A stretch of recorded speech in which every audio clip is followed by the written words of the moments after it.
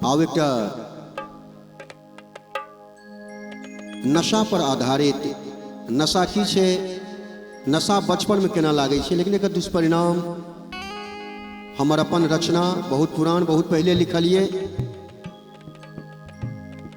आई सुनाबी यहाँ सबके बीच में जे हमर युवा वर्ग युवा पीढ़ी बच्चा सब केना भटक रहले ओहि से संबंधित एक गीत।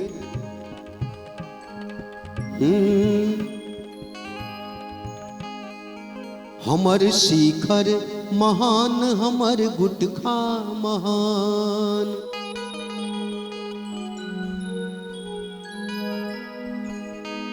हमर शिखर महान हमर गुटखा महान। और के तनय जे पीबै हम सिगरेट त छूटत परान, हमर शिखर महान हमर गुटखा महान, हमर शिखर महान हमर गुटखा महान।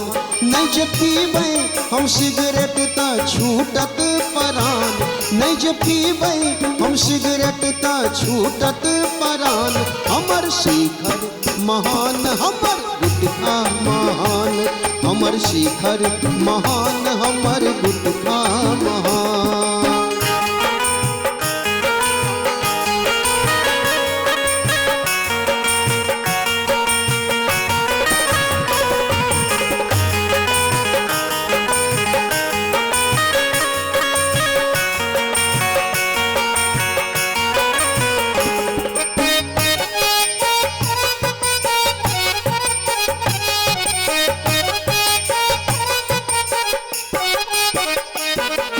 पहला में एलियै तो खैली सिखलियै,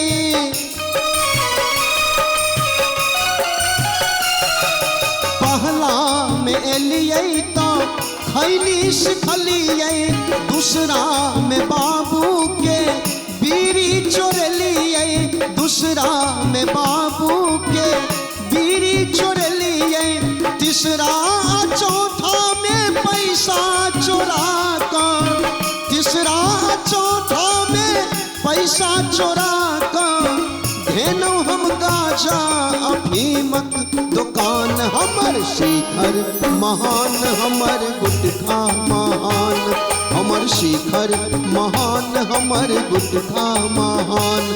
नहीं जे पीबै हम सिगरेट त छूटत परान, हमर शिखर महान हमर गुटखा महान।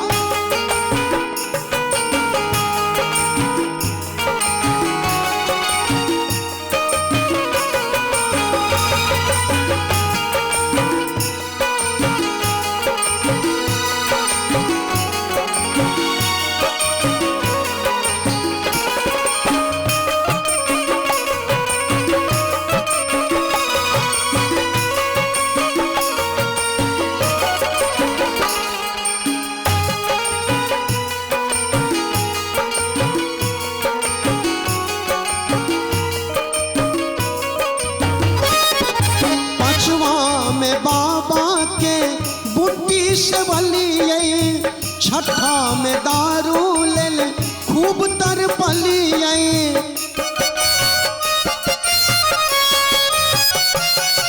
पांचवा में बाबा के बुट्टी से बलियै, छठा में दारू लेल खूब तरपलियै, सातवां आठवां में पी पी का भैया, सातवां आठवां में पी पी का भैया हम दो भो गेलियै शराबे पुरान। हमर शिखर महान हमर गुटखा महान, हमर शिखर महान हमर गुटखा महान।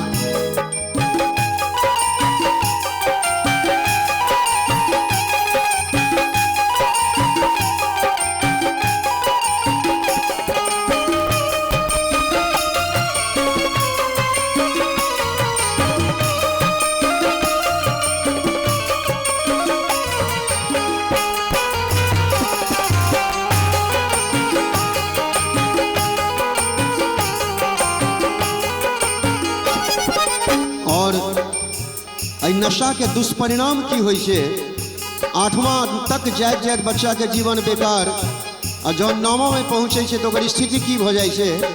बड़ा सुंदर कहानी और कहे छे जे नशा के दुष्परिणाम यह होइ छे जे नशा इंसान के बर्बाद कर दै छे, ताहि दुआरे नशा से दूर रहू। कहल के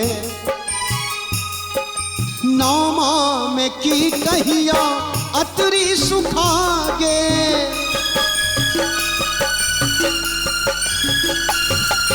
9वां में की कहिया अतरी सुखा गे, 10वां में भैया हो लीभर बेकार भेल, 10वां में भैया हो लीभर बेचार भेल, बच्चे में की कहिया बूढ़ हम भाग गेलिए, बच्चे में की कहिया बूढ़ हम भाग गेलिए, देखनौ नशा के खराबे परिणाम, हमर शिखर महान हमर गुटखा महान, हमर शिखर महान हमर गुटखा महान, नहीं जे पीबै हम सिगरेट त छूटत परान, नहीं जे पीबै हम सिगरेट त छूटत परान, हमर शिखर महान हमर गुटखा महान, हमर शिखर महान हमर गुटखा महान, हमर शिखर